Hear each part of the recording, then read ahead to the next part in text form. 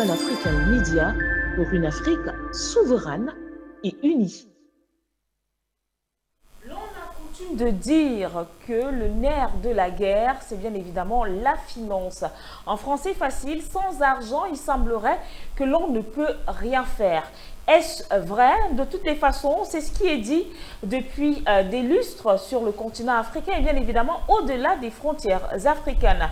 Et donc, constat fait, plus ou moins, des hommes d'affaires, même des particuliers ou bien même encore des institutions nationales et internationales ont donc décidé de se lancer, autant pour moi, sur le marché de la finance en mettant donc sur pied des établissements de microfinance.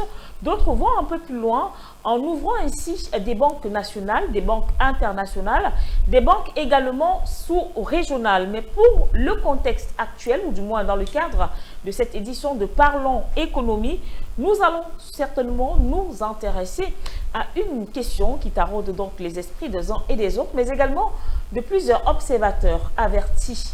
Alors, qu'est-ce qui peut justifier aujourd'hui la poussée spectaculaire vers l'ouverture des microfinances sur le continent africain en général et particulièrement au Cameroun? Nous en parlons dans le cadre de Parlons Économie.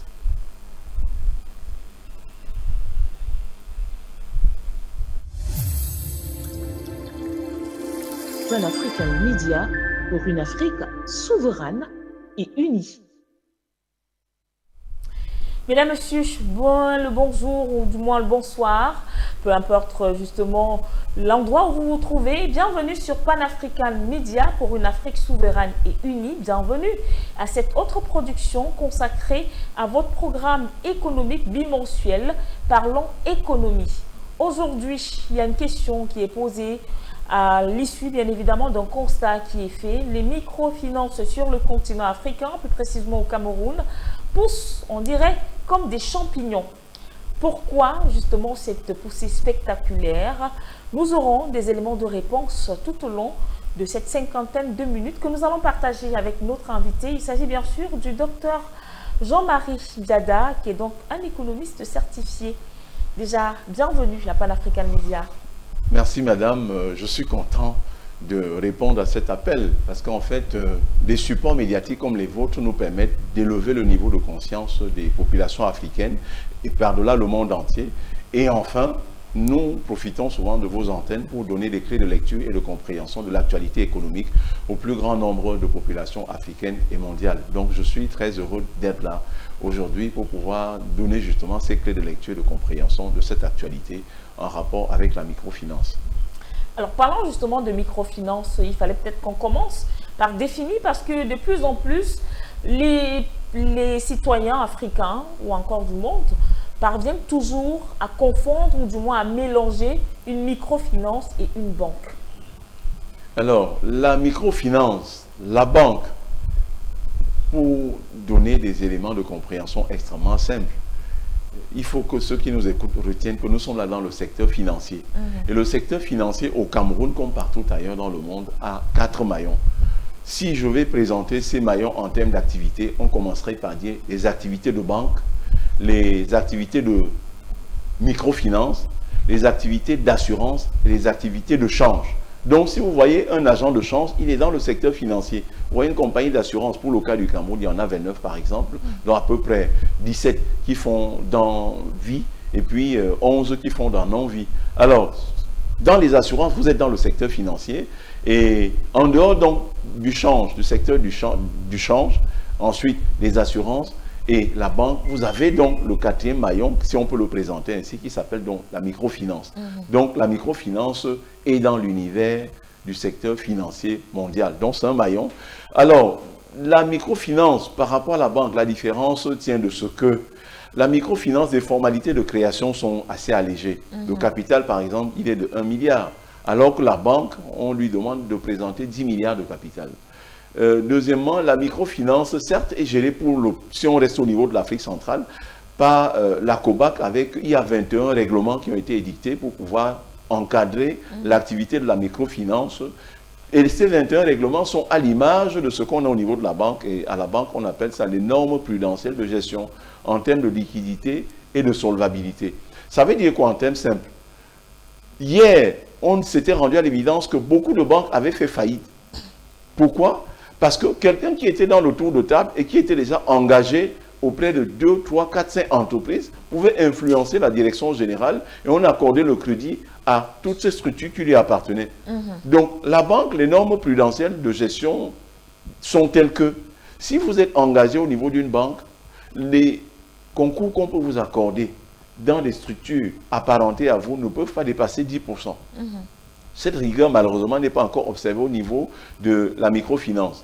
Bien plus, la microfinance, généralement, évolue dans l'arrière-pays. Et dans l'arrière-pays, les produits offerts ne rapportent pas beaucoup d'argent. La microfinance s'adresse, par exemple, aux micro-activités telles que la PME. Et si je prends le cas du Cameroun, par exemple, la définition de la PME fait qu'il est la loi de 2013, la loi du 13 avril 2010, portant promotion des PME, modifiée et complétée par une autre loi de juillet 2015, est clair. Parler de PME renvoie à 3 types d'argent économique. Et pour leur cas, donc, le législateur camerounais utilise 2 critères pour définir la PME. Premier critère, le chiffre d'affaires annuel hors taxe. Et deuxième critère, l'effectif permanent salarié. Et lorsqu'on parle de PME, on commencera donc par ce qu'ils appellent donc la TPE, la très petite entreprise. C'est celle-là qui réalise un chiffre d'affaires annuel hors taxe qui n'excède pas 15 millions et puis qui emploie des effectifs salariés qui n'excèdent pas 5.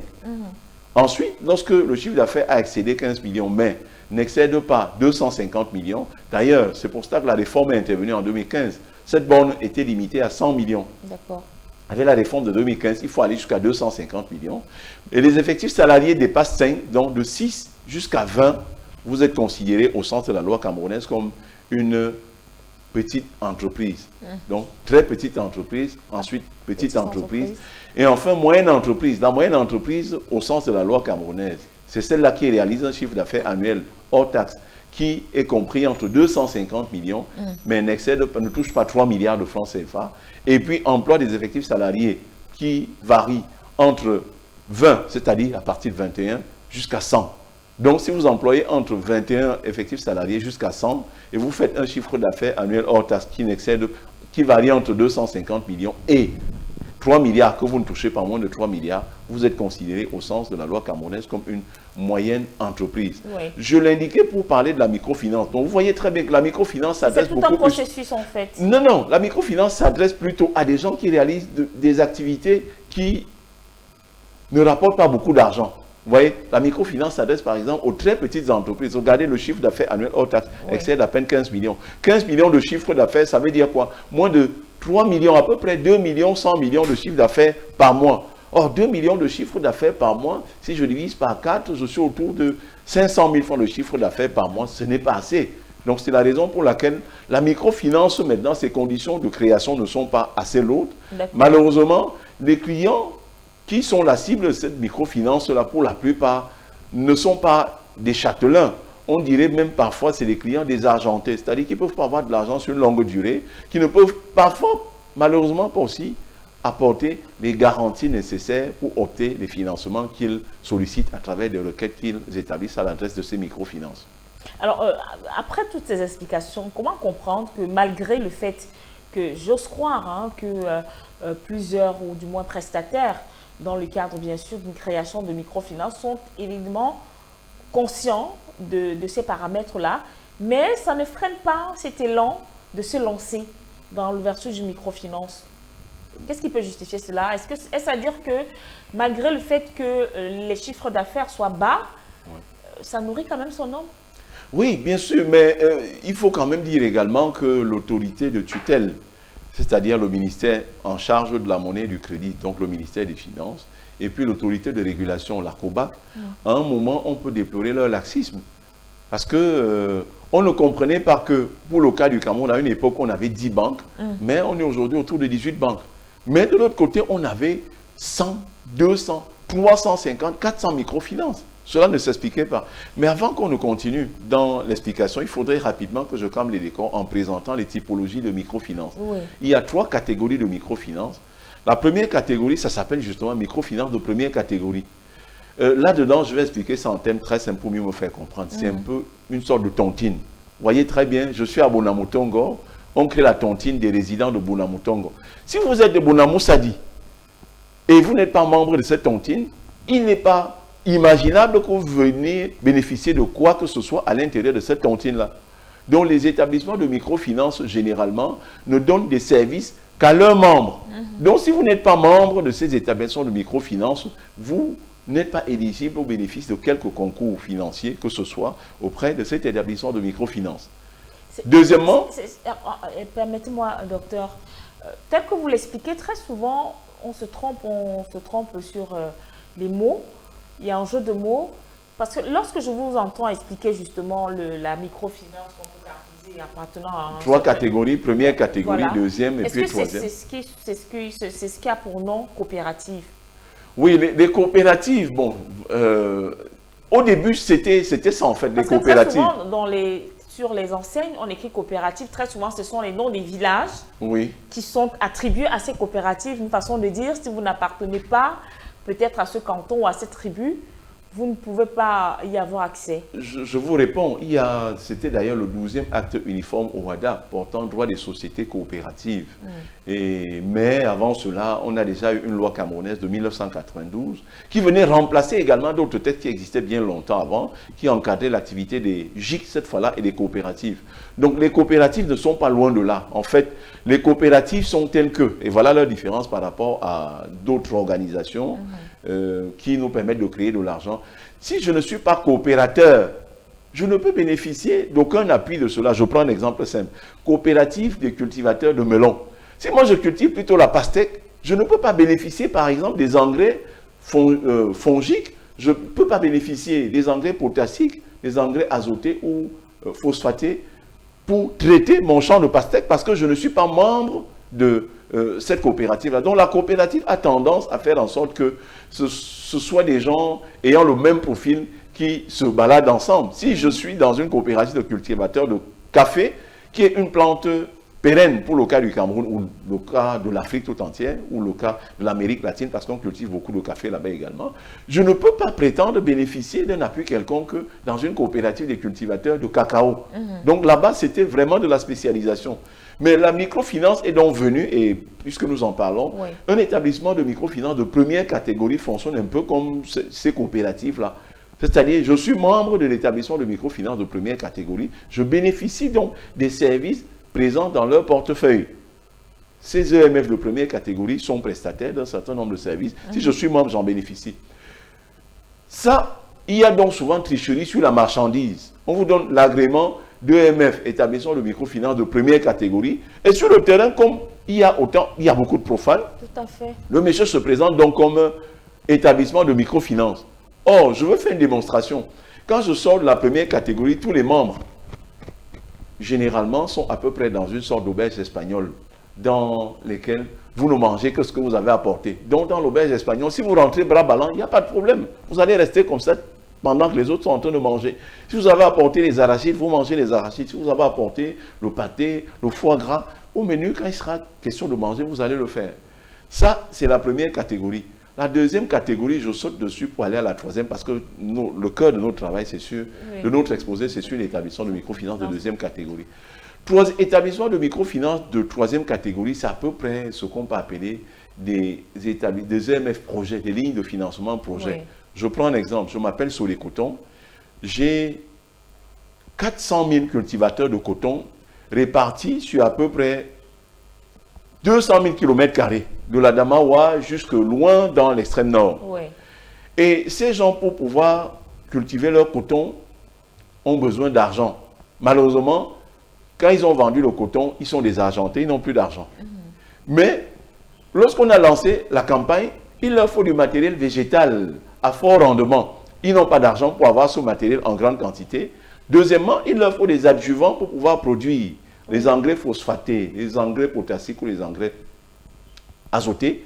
Ils n'ont pas d'argent pour acheter. Que fait donc la Sodécoton? La Sodécoton leur accorde un crédit de campagne en disant, nous avons regardé dans nos listings, tu as l'habitude de nous offrir à peu près 20 tonnes à l'année. Et comme une tonne, c'est un exemple, une tonne c'est 100 000, fois 20 tonnes maintenant, ça fait 2 millions. Et pour traiter donc ton verger, c'est à peu près 2 hectares, il te faut c'est 4 hectares, il te faut à peu près par hectare 100 000. On va donc t'accorder un crédit de campagne de 400 000. Une fois que tu auras produit, tu vas apporter donc ta récolte ici. Et lorsque nous aurons mesuré, si ça fait les 4 millions, on enlève le crédit de campagne qu'on t'a accordé et puis on te donne le solde des produits de ta vente. Ça, vous voyez encore que là, c'est une grande institution qui est là en place et qui est en train d'entretenir financièrement tout autour d'elle, des gens qui l'aident à réaliser son objet social. Parce que ces cultivateurs, ces cotonculteurs au niveau artisanal, quand ils récoltent le coton, ils vendent à la grande maison qui leur a dispensé le crédit. Donc vous voyez la différence entre établissement de microfinance de première catégorie, une sorte de tontine, je suis membre, je bénéficie de quelque chose.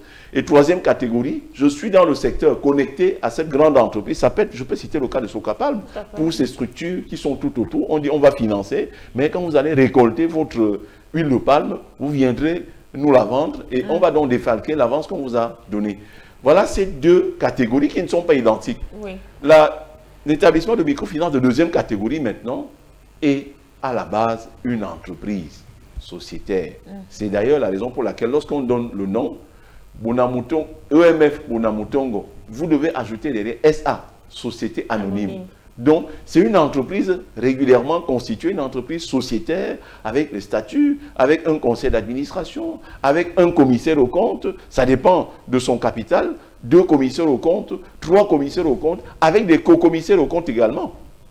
Donc, quand vous avez rempli ces formalités maintenant, au contraire des 2 catégories de microfinance, c'est-à-dire l'EMF de première catégorie et de troisième catégorie, vous, en deuxième catégorie, vous bénéficiez d'un privilège qu'ils n'ont pas. On appelle ça le privilège de l'appel public à l'épargne. Vous pouvez ouvrir vos rayons maintenant, vous ouvrez vos agences, je veux dire, et les gens viennent ouvrir des comptes, ils déposent de l'argent à l'intérieur, vous recyclez cet argent à travers des activités de crédit, crédit à moyen terme, généralement c'est des crédits à moyen terme tout au plus, c'est-à-dire 7 ans, maxi. Mais dans la pratique, comme la microfinance, sa principale cible, c'est de petits opérateurs économiques, c'est des crédits qui tiennent sur maxi 24 mois, c'est souvent des facilités de caisse, c'est-à-dire quoi? J'ai importé un conteneur, je suis au niveau de la douane, j'avais 11 jours pour dédouaner et je suis au 9e jour. Donc si je n'ai pas 4 millions maintenant pour donner, je vais tomber sur le coup des surestaristes, je vais au niveau de ma microfinance et vous débloque rapidement cet argent. J'ai fait venir une marchandise, c'est bloqué au port, j'ai demandé partout, auprès des banques, mais les banques ne veulent pas m'accompagner. Oui. Les titres fonciers, je n'en ai pas. Les sûretés personnelles, je n'en ai pas. Même les sûretés assurantielles, j'ai parlé de l'assurance tout à l'heure, qui faisait partie du secteur financier. Les assurances interviennent également en vous accordant, par exemple, des engagements en signature qui tiennent lieu de garantie.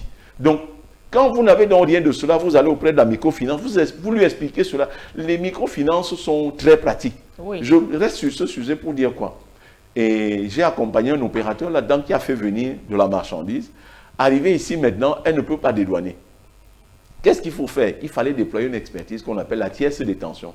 On a fait venir, c'est sans publicité, Certispec, qui arrive maintenant. Donc voilà un tiers. Moi, je suis l'importateur. La banque qui est là ne veut rien faire pour moi. La banque m'avait peut-être accordé un peu d'argent pour faire l'opération, mais je n'ai rien pour rembourser à la banque. Qu'est-ce qu'on fait? On retire donc cette marchandise, on met dans un magasin. C'est sous douane, dont vous n'avez pas encore dédouané. C'est entre les mains donc, du tiers détenteur. Le tiers détenteur est là, l'importateur que je suis est là, et puis la banque est en face. Moi, l'importateur, quand je trouve un client maintenant, je préviens la douane qu'on va venir retirer la marchandise. La banque dit, demande-lui de venir verser de l'argent ici à la banque. Quand on verse l'argent à la banque, on donne le reçu, on va présenter à la banque, à la douane vise, et le tiers détenteur ouvre la porte maintenant. On retire la quantité de marchandises correspondant au montant d'argent qu'on a versé à la banque, au point que lorsqu'il a, moi l'importateur, j'ai fini d'éponger la dette de la banque me tourne le dos maintenant et j'ai à gérer maintenant avec le tiers détenteur. Donc la marchandise qui est là, j'ai le droit de vendre maintenant à qui je veux sans lui demander préalablement d'aller verser de l'argent à la banque. Donc la microfinance est souvent très apte à accompagner les opérateurs économiques. Elle a sa place. Elle a sa place. La microfinance a sa place, mais il faut simplement qu'on fasse le contrôle. C'est-à-dire quoi? On ne me donne pas l'agrément d'établissement de microfinance de première catégorie. Je vais m'installer pour bénéficier indûment de l'avantage que l'EMF de deuxième catégorie a, c'est-à-dire le privilège d'appel public à l'épargne. Si je suis EMF de première catégorie, il m'est formellement interdit d'ouvrir des agences où on vient déposer de l'argent, j'accorde des crédits. Je fonctionne déjà à peu près comme une banque. C'est interdit. Oh, c'est ça qui fait donc que sur le terrain, on voit cette population aller de 100 à 200, 300, voire 400. Ouais. Il est arrivé une année où le ministre des Finances avait fait un nettoyage, avait supprimé près de 40, 50... Et c'était des pleurs un peu partout, notamment dans les grandes métropoles, Yaoundé, Douala. Il y avait justement des files devant certaines microfinances qui réclamaient leur argent, que ces derniers avaient donc épargné dans ces microfinances. Bon, c'est vrai que nous n'avons pas suivi jusqu'au bout si certains sont rentrés effectivement en possession de leur dû. Il y a là même des informations qui laissaient croire que certains patrons de ces microfinances avaient quitté le territoire camerounais. D'où la question que je vais poser. C'est vrai, la microfinance a bien évidemment tous ses atouts. La microfinance vaut la peine d'être sur le marché de la finance. Mais est-ce que ce n'est pas le taux de risque, peut-être pas pour le patron de la microfinance ou les patrons, mais beaucoup plus pour ces populations qui estiment que aller stocker son argent en banque ou alors ouvrir des comptes bancaires coûte un peu plus cher, notamment les frais d'entretien, l'établissement d'une carte bancaire ou encore les frais d'adhésion, d'inscription sont énormément chers, alors qu'à côté, il y a justement ces microfinances. Je vais m'aller un peu plus loin. Très souvent dans la rue, vous avez des jeunes filles ou garçons qui se baladent, qui viennent faire avec un petit carnet, vous donner, je ne sais pas comment ça s'appelle ça, mais c'est un système que je n'ai jamais compris, mais qui malheureusement prend de l'ampleur également. D'aucuns te diront, je préfère donner mon argent, comme il m'a appelé Ndjangi, c'est mon Ndjangi, je préfère donner ça là-bas, au lieu d'aller ouvrir un compte en bonne et due forme dans une banque. Oui, c'est pour ça que je vous remercie davantage. C'est-à-dire notre présence sur votre support nous donne l'occasion de prêcher, nous donne l'occasion de professer pour rester vraiment dans l'univers de la prise de la parole en public. Beaucoup de nos compatriotes sont ignorants. Et c'est l'occasion de les exhorter souvent à suivre l'actualité et à se rapprocher des experts. De deux, ce que vous évoquiez tout à l'heure chez nous ici, ça s'appelle Aladji. C'est-à-dire quoi, une jeune dame débarque au marché, il y a à peu près 40 vendeurs de papaye sur pouce et elle passe les voir, le monsieur donne 2000 francs par jour, on mentionne quelque part. Chez nous ici, ne perdez pas de vue également que le taux de scolarisation, s'il est certes élevé en milieu urbain, ce taux n'est pas uniformément distribué dans l'arrière-pays. Il y a des environnements ici, vous voyez 500 chauffeurs comme ça. Quand vous débarquez quelque part à un contrôle, ils préfèrent donner de l'argent et passer. Ils ne savent pas lire, ils ne savent pas écrire. Ça veut donc dire que ces gens n'auraient jamais dû être chauffeurs. Parce qu'en fait, pour être chauffeur, il faut avoir un permis. Et depuis pratiquement 7 ou 8 ans au Cameroun, le permis de conduire fait partie d'un examen national organisé par le ministère des Transports. Et comment ce monsieur a donc pu passer? Parce que cet examen se passe à 2 reprises, en 2 temps. Le premier temps, donc c'est l'écrit. Oui. S'il ne sait donc ni lire ni écrire, il ne peut pas passer cet examen. Et par voie de conséquence, il ne peut pas avoir un permis. Et c'est la raison pour laquelle, donc, vous voyez, dans beaucoup d'environnements, ces gens préfèrent ces milieux où, bon, je ne peux pas donner trop de détails parce que ça pourrait tourner à la stigmatisation. Oui. Donc, ils préfèrent vraiment travailler avec des gens où il n'y a pas de reçu, pièces de caisse recette, pièces de caisse dépenses, procès verbal de réception, certificat de qualité, certificat de quantité, certificat d'origine. C'est énorme pour lui, il ne sait pas lire, il ne sait pas écrire, mais il a des aptitudes pour faire du business. Oui. Quand vous mettez dans toute cette paperasserie devant, c'est un frein pour lui. Et je crois que depuis de nombreuses années chez nous ici, on dit qu'il y a beaucoup de cartes d'identité qui ont été abandonnés dans des commissariats. Comment pouvez-vous donc aller vers des institutions où la première question qu'on vous pose, c'est où est votre carte d'identité? Donnez votre carte d'identité pour qu'on puisse vous identifier avant d'ouvrir votre compte. Donc, ils préfèrent donc tourner avec ces gens dans l'informel où ils arrivent, on se connaît, je te donne 2000 francs. Je vends la papaye au carrefour Bonamotongo. Chaque fois tu passes là-bas vers midi, j'aurai déjà tes 2000. Ils payent. Et nous sommes combien? Nous sommes à peu près 20. Combien de personnes ont déjà bouffé? 19. Donc ça veut dire prochainement, c'est moi, oui. 2000 francs fois 20, ça fait à peu près 40 000. Allez, le jour là, on me donne mes 40 000. Si on continue encore, je suis le premier à donner 2000 francs. Donc je voulais expliquer le fait que le niveau de scolarisation, le taux d'alphabétisation, la taille de la population qui... En anglais, on appelle ça des school drop-out. Ou alors, et dans le cadre de l'alphabétisation, il y a également une formule, ça s'appelle des gens Ça s'appelle l'analphabétisme de retour. C'est-à-dire quoi? Des gens, à la base, ils ne savaient ni lire ni écrire. Oui. On les a formés dans des centres multifonctionnels d'alphabétisation.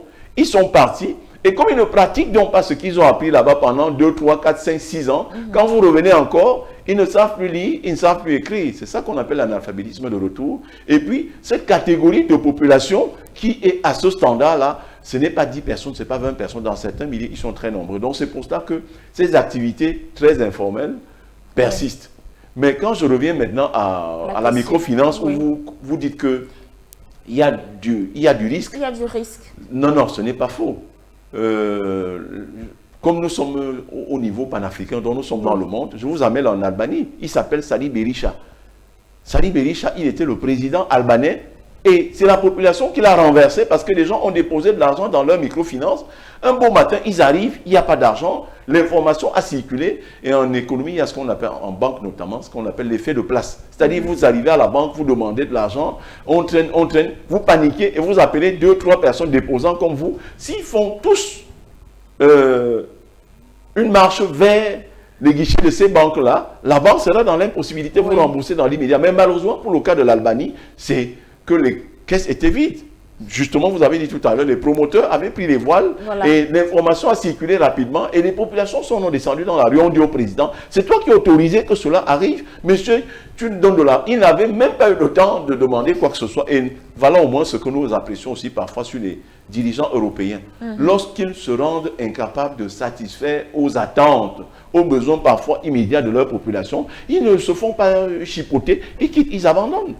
On l'a vu en Géorgie également, avec Edouard Shevardnadze, qui a été élu 5 ans, et il est encore élu pour la 2e fois. Il va au Parlement pour prêter serment. Un député se lève dans la salle et dit, mais monsieur le président, non, je m'oppose à cela. On a voulu sortir l'ampoule là-bas. Il a dit non, non.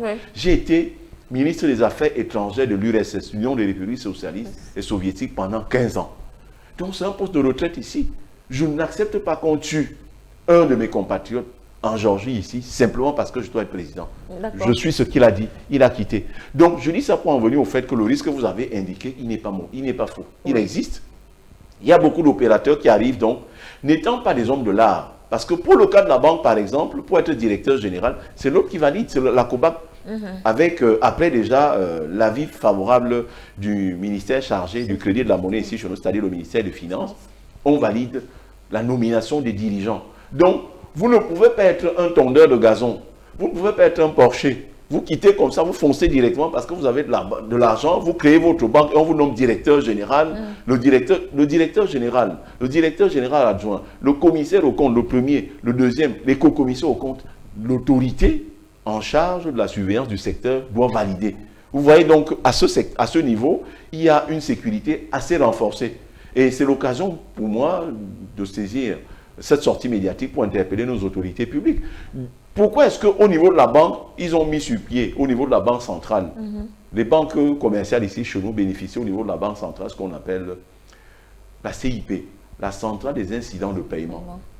Donc cette centrale des incidents de paiement permet à chaque banque d'avoir l'information sur un de ses clients par rapport au niveau d'engagement que ce client a déjà pris chez ses confrères. Comme il y a 18 banques commerciales au Cameroun actuellement, si vous allez par exemple à ABC, ABC peut interpeller rapidement la centrale des incidents de paiement et avant la fin de la journée, la banque centrale va lui renvoyer le rapport en disant le monsieur qui est en train de demander 400 millions chez toi là est déjà engagé auprès de 3 de tes confrères à hauteur de 1,5 milliard dont la clé de répartition est de 40%, 40% et 20%. Donc, tu sais déjà à qui tu as affaire.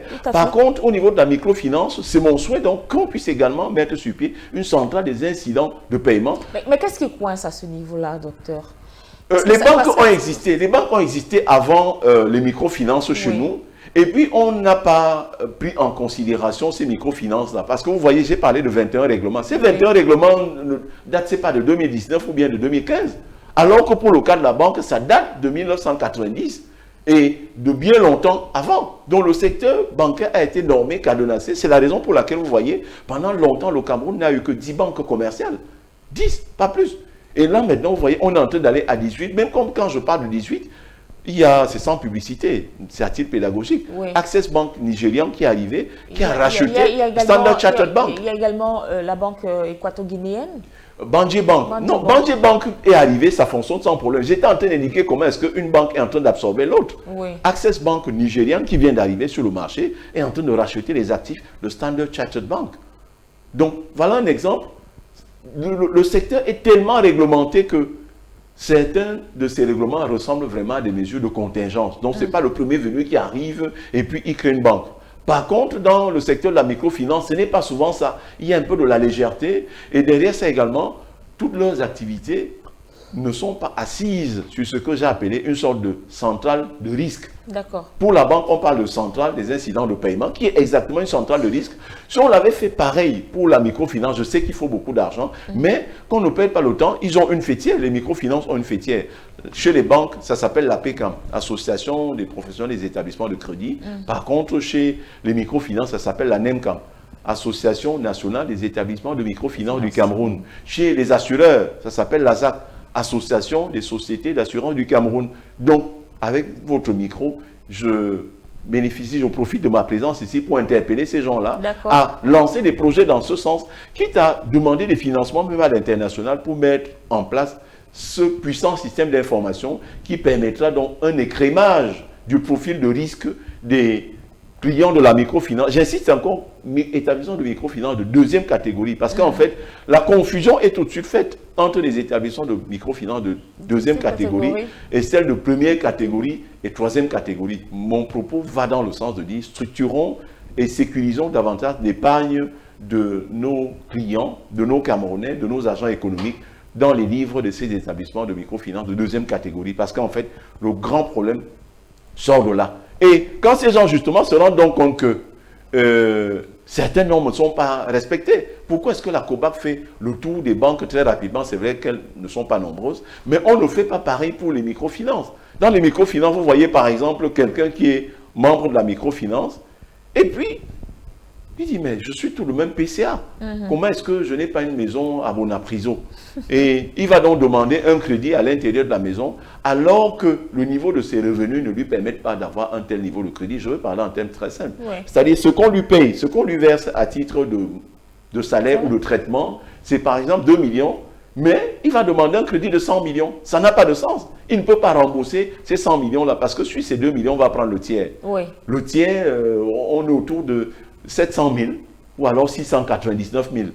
Et prenez donc 699 000 chaque mois pendant combien d'années pour voir à peu près les 100 millions, c'est 60 ans minimum. Ce monsieur, parfois, il a déjà 70, 80 ans.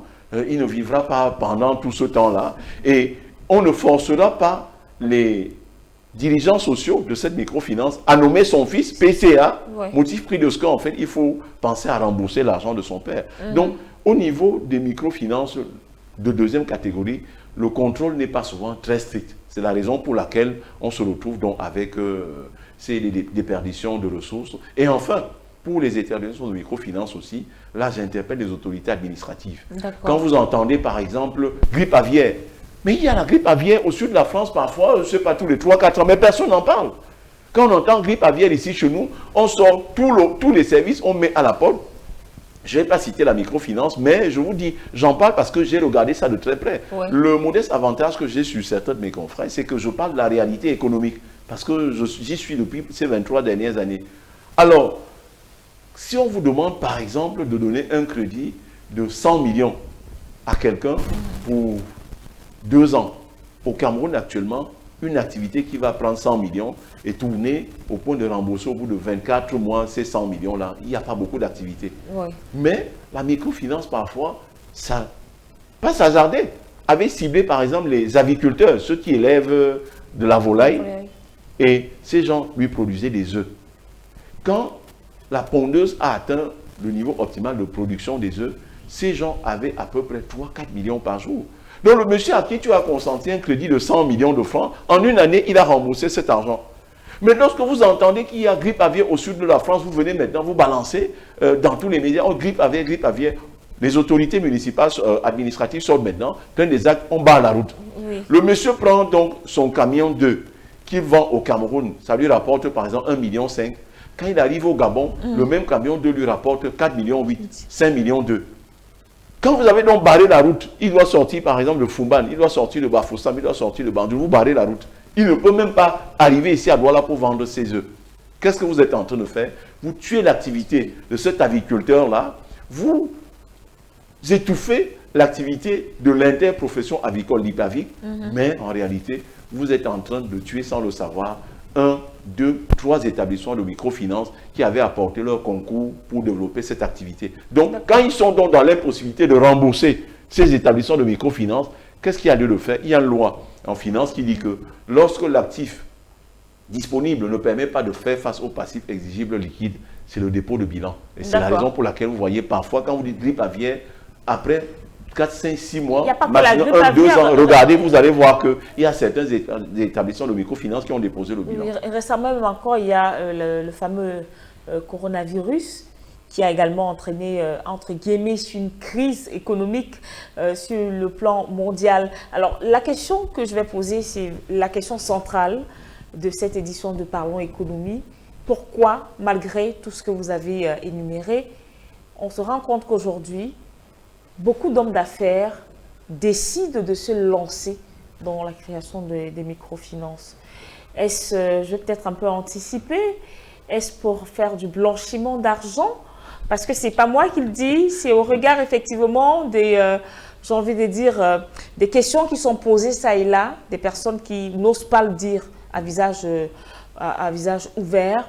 Donc on estime que malheureusement, ces hommes d'affaires se cachent derrière les microfinances pour blanchir de l'argent. Il y a des exemples que nous n'allons pas citer ici parce que nous ne sommes pas là pour faire le tribunal de ces derniers. Mais comment justifier qu'il y a tout ce que vous avez cité? Il peut y avoir des pandémies, des épidémies, une crise économique, mais ça n'empêche pas certains à ce moment précis-là de mettre sur pied une microfinance et de recruter justement des Camerounais au moment où il y a ce qu'on appelle effectivement la fièvre du chômage.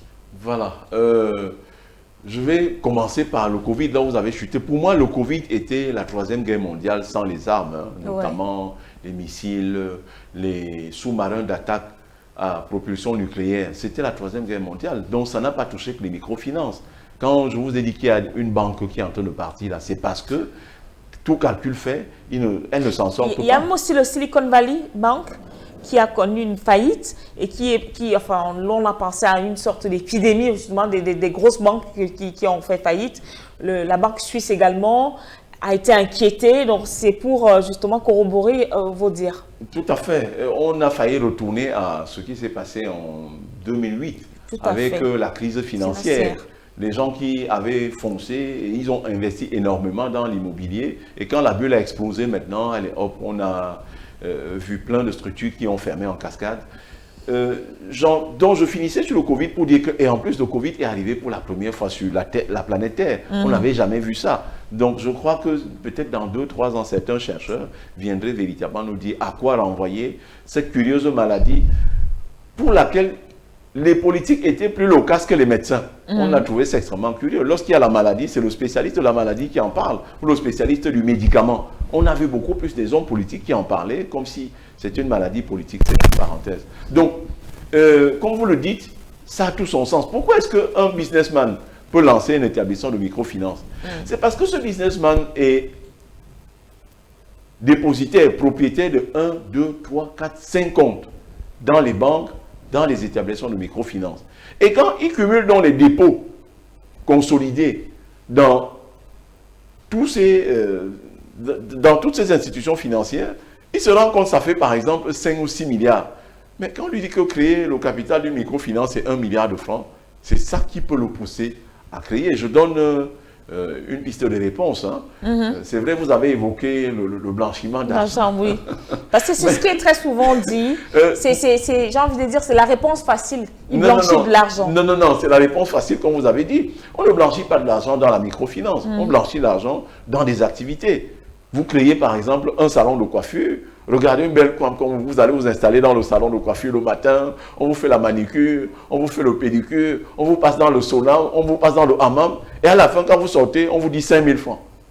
Regardez un beau monsieur comme votre réalisateur, Il débarque dans un salon de coiffure, il est là le matin, on touche tes pieds, on touche tes mains, on le coiffe très bien, on met la teinture, on dessine tout sur sa tête. Au bout de 3 heures de temps, on lui sert même le thé en passant, on dit, monsieur, un breuvage chaud ou froid. Une fois qu'il est servi, à la fin, on dit 1000 francs. Non, les opérations de blanchiment, c'est dans ce sens-là. Ce n'est pas en ouvrant cet établissement de microfinance. Blanchiment d'argent, cela, il est dans quel sens? Je veux dire, de mon point de vue, hein, Oui. la raison objective tient de ce que cet opérateur économique qui ouvre a déjà des comptes dans beaucoup de banques. Et parfois, c'est sur le coup de l'énervement que certains le font. Je n'ai pas dit que tous le font sur le coup de l'énervement. C'est-à-dire quoi? Il est dans votre compte, il est en compte dans votre établissement. Vous êtes un établissement prêteur. Il n'a jamais bénéficié d'un crédit de vous. Mais quand il demande son listing, il se rend compte qu'il a déjà fait des dépôts, retrait. Si on consolide, ça peut faire 2-3 milliards. Et il est coincé au port, il a besoin d'une facilité de caisse de 100 millions. Vous lui demandez d'apporter son premier titre foncier, ensuite son acte de naissance, ensuite son test s'il n'a pas le sida, ensuite vous lui demandez d'apporter une galaxie, une forêt de garantie. C'est un nom technique en fait. Oui. Une réponse négative, mais avec beaucoup en dehors de ça également, même si cela devrait marcher, ça perd le temps. Il avait besoin de ça. Nous sommes vendredi. Si on ferme maintenant, le samedi, il tombe déjà en surestaris. Et chaque jour qui passe maintenant, il doit payer.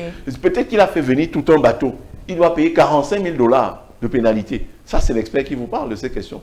Quand vous dit qu'on mettra à votre charge 45 000 $ par jour de pénalité, vous imaginez ce que cela représente. Il vaut mieux donc trouver rapidement de l'argent n'importe où pour payer. Et c'est même pour ça que les tontines continuent d'exister chez nous. Parce que dans les tontines, il y a déjà la confiance que c'est un frère. On le connaît. Nous sommes avec lui depuis des années. On connaît son premier fils. On connaît sa première femme. On connaît l'enfant qu'il a adopté. On connaît la liste des enfants qui sont partis du nord, du sud, de l'extrême nord, qui sont ici et qui vivent chez lui. Donc c'est quelqu'un qu'on connaît.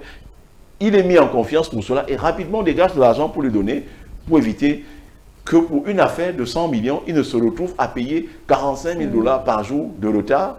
Samedi, 45 000, dimanche, 45 000, lundi, 45 000. À la fin, même la petite marge qu'il va gagner en transformant ce blé qu'il était en train d'enlever du port va être absorbée par cette intervention tardive qu'il a eu à faire auprès des opérateurs portuaires.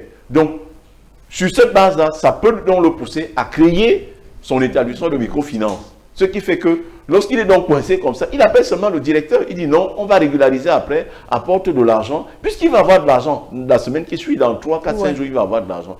Donc, cette raison que je suis en train d'évoquer, d'ordre pratique, avoir de la disponibilité en temps opportun pour l'opérateur économique, et généralement, quand il ne l'a pas donc chez ceux qui deviendront plus tard ses confrères, ça peut le pousser à créer son comptoir de change, à créer son établissement de microfinance, à créer même la banque. Mais je peux quand même vous dire que vous voyez que l'État freine des 4 fers pour que les opérateurs économiques camerounais créent leur banque.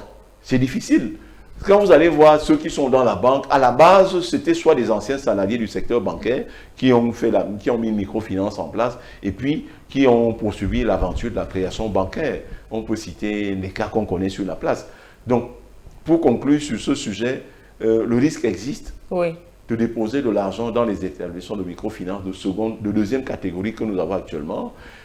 Pour couvrir ce niveau de risque, il faut absolument qu'on mette sur pied une centrale des incidents de paiement pour les clients de la microfinance. Ce serait une très bonne chose. Troisièmement, il faut poursuivre avec des campagnes de sensibilisation pour dire aux populations que les établissements de microfinance qui sont de 3 catégories n'ont que l'établissement de deuxième catégorie qui bénéficie du privilège de l'appel public à l'épargne, c'est-à-dire créer des agences où vous pouvez venir créer un compte courant, un compte d'épargne, un compte DAT, un compte bon de caisse. C'est uniquement chez l'établissement de finance de deuxième catégorie que cela est fait.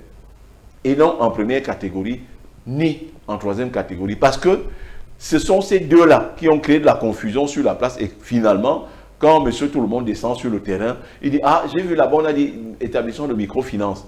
Et enfin, le ministère également doit faire un travail sur le terrain et obliger dans toutes ces structures-là à écrire plutôt en gras. Au lieu de dire établissement de microfinance, on met EMF, première catégorie, EMF, troisième catégorie, uniquement pour ces deux-là. Et de l'autre côté, quand on va voir EMF SA, Société Anonyme, ça veut dire que c'est de deuxième catégorie, mais ça ne dispense pas également ces gens de la formalité d'indiquer que nous sommes un EMF de deuxième catégorie. Si on fait donc tout ce contrôle-là, je suis sûr qu'on va écrémer le secteur de la microfinance. Le niveau de risque, pour moi, parfois passablement élevé, qui a à déposer beaucoup d'argent là-dedans, va diminuer et devenir un risque mesurable, un risque gérable au cas de sa survenance. Alors, ce que je retiens sur ce sujet, c'est que c'est certes risqué, mais ça vaut quand même la peine de prendre ce risque-là. Tout à fait. Et pour moi également, je vous ai dit tout à l'heure que j'étais expert certifié, expert formateur certifié en entrepreneuriat selon le modèle américain Management System International. Et il y a un module de formation là-dedans où nous parlons de la gestion du risque. Il faut prendre le risque de l'entrepreneur. Pour nous, il existe 3 types de risques. Le risque du joueur. Le risque du joueur, c'est un monsieur qui est héritier. Son père lui a légué un puits de pétrole. Et comme il vit dans de grands hôtels, il voit un farceur venir s'asseoir à côté de lui et il s'exclame, si quelqu'un me donne un puits de pétrole là maintenant, je lui en donne 500. Il ne connaît pas le monsieur. Il va rapidement chercher les papiers de son puits qui donne au monsieur qui découvre sur le champ là. Et le monsieur prend le large, il a tout perdu. Ça, c'est le risque du joueur. Il y a le risque du banquier. Le banquier ne prend aucun risque. Quand vous arrivez, monsieur, donnez-moi la garantie assurantielle. Donc, l'assurance donne déjà une caution à la banque. Donnez-moi une sûreté, une garantie hypothécaire. Vous apportez 1, 2, 3, 4 titres fonciers libres de toute hypothèque. Donnez-moi une sûreté réelle. Donc, il y a une personne au quartier, on appelle ça avaliste. Il y a un avaliste qui s'ajoute. Donnez-moi également, faites appel à la réassurance, que vraiment, s'il y a quelque chose en deuxième ligne, je peux solliciter telle ou telle institution que tu m'auras donné pour pouvoir couvrir mon risque. Et ça prend 1, 2, 3, 4, 6, 7, 8 mois pour vous mettre l'argent en place.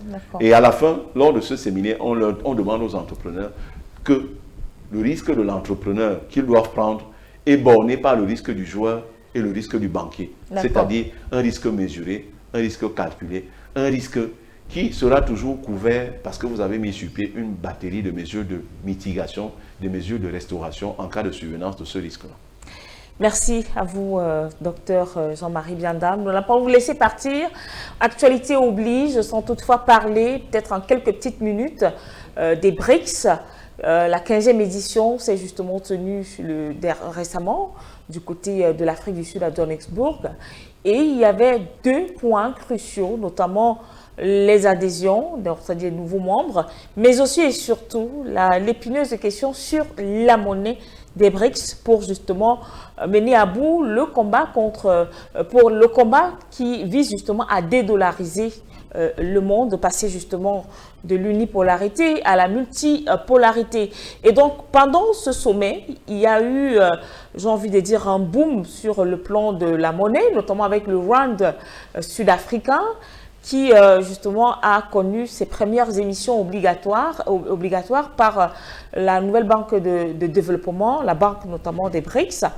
Et donc, il y a cette nouvelle qui est tombée. C'est vrai que ce n'est pas la première fois que le rand sud-africain monte, redescend, il fait un peu effet yo-yo, mais sauf que pas avec le dollar. Donc, pour une fois, le rand sud-africain, après justement les premières émissions, a dévancé le dollar.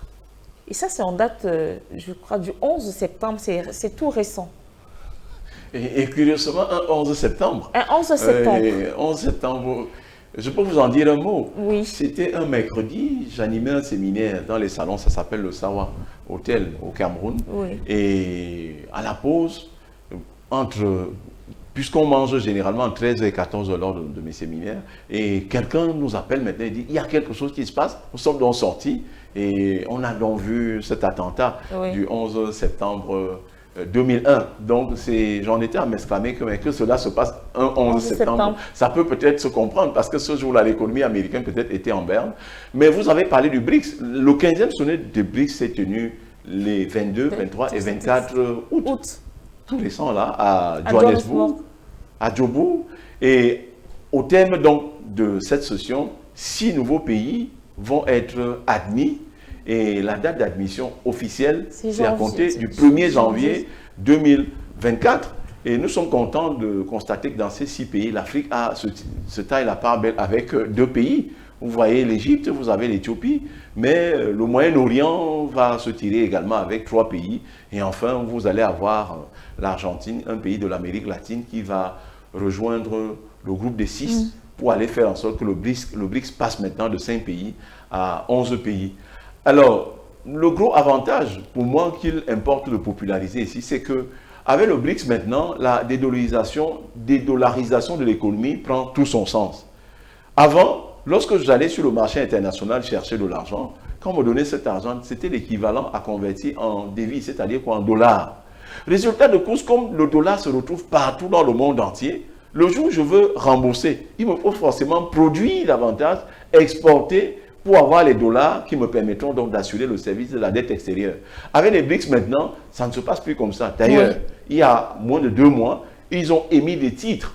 C'est-à-dire quoi? L'Inde avait besoin d'argent. La monnaie officielle de l'Inde, ça s'appelle la roupie indienne. Ils ont donc émis des titres en roupie indienne. Et la monnaie officielle de l'Afrique du Sud, c'est le rand. Le rand sud-africain, qu'est-ce qui s'est passé? La banque des BRICS, AEA, la nouvelle banque de développement, comme ça c'est Banque Nouvelle de Développement, ça s'appelle.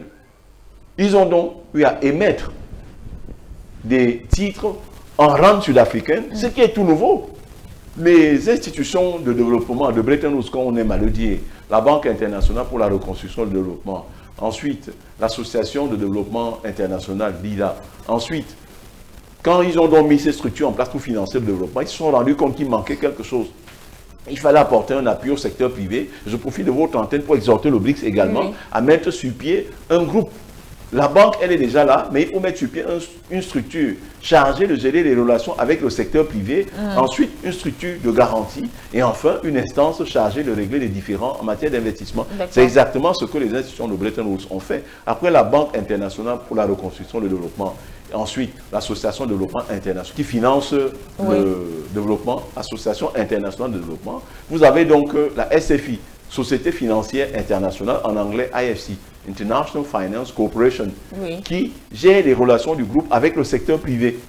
Et après, maintenant, nous parlions des garanties tout à l'heure au niveau des microfinances. À cette échelle également, on exige des garanties. Et le groupe donc, de la Banque mondiale a mis sur pied ce qu'ils appellent l'AMJ, l'Agence multilatérale de garantie des investissements. Donc, il faudrait que les BRICS également fassent pareil. Et enfin, ils se sont dit que 2 opérateurs économiques qui sont en train de transiger, qui sont en train de transacter, peuvent ne pas être sur le même continent. Et pour cela, il faut mettre dans un arbitre. Ils ont appelé le CIRDI, Centre international de règlement des différends en matière d'investissement. Donc, les BRICS également ne perdent rien à mettre sur pied une institution chargée du règlement des différends en matière d'investissement. Ensuite, une institution chargée d'apporter des garanties. Et enfin, une institution chargée de gérer les relations avec le secteur privé. Parce que les BRICS, là-bas, c'est des États. Donc, vous imaginez que si je parle là-bas en tant qu'agent économique, société anonyme, société à action simplifiée, société anonyme avec conseil d'administration, ou société à responsabilité limitée, ou société en commandite simple, si je vais là-bas, en tant que personne morale, je ne serai pas reçu. Or, il faut qu'ils mettent donc de côté une institution chargée donc de gérer les relations avec le secteur privé, ce qui leur permettra donc de développer davantage le secteur privé de tous leurs pays membres et de lutter efficacement contre la pauvreté. Pourquoi ils ont les moyens? Je conclue là-dessus. Leur moyen, c'est quoi? C'est leur capital. Lorsqu'on crée la Banque internationale pour la reconstruction et le développement, qu'on appelle en abrégé Banque mondiale, en 1945, son capital est de 10 milliards de dollars.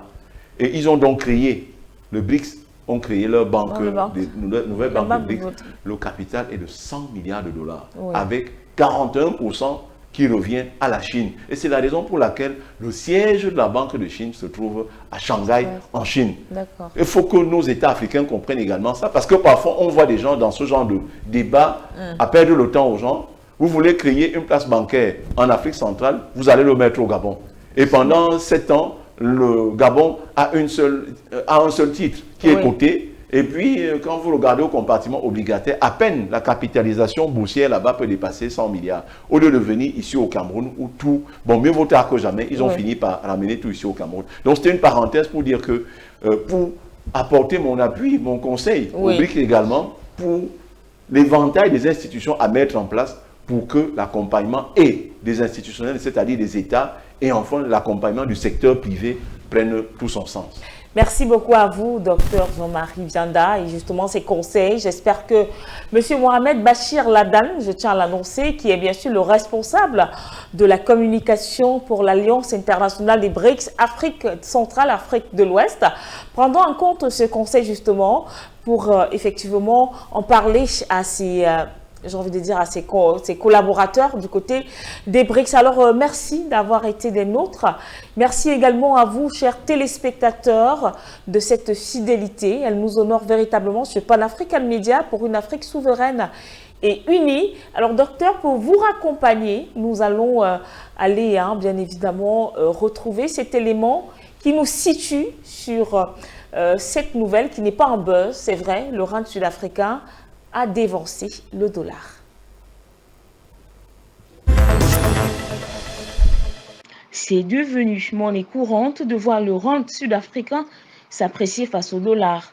Le dernier exemple date du 11 septembre 2023 où la valeur du rand sud-africain a connu un bond de 0,55% par rapport au dollar américain. Un billet vert équivalait à 19,0300 rand à 6h21 en GMT, a donc rapporté la plateforme des cours de bourse en temps réel, Zone Bourse. Cette augmentation de la valeur du rand a été la résultante concomitante avec l'affaiblissement du dollar qui a connu une baisse de 0,2% de sa valeur par rapport aux autres devises sur le plan mondial. C'est du moins ce qu'a expliqué la plateforme. Depuis le début de cette année, le rand se classe en tête des devises qui ont le plus progressé face à la première monnaie du monde. La devise sud-africaine évolue donc sur ses plus hauts niveaux depuis la fin des années 1999. Pour rappel, la nouvelle banque de développement a donc annoncé l'émission pour la toute première fois le 15 août 2023 des obligations libellées en rand sud-africain sur le marché du pays. C'était lors du 15e sommet des BRICS tenu en Afrique du Sud. L'objectif affiché par cette banque multilatérale, dirigée par les BRICS, c'est d'accroître sa présence sur les marchés de capitaux.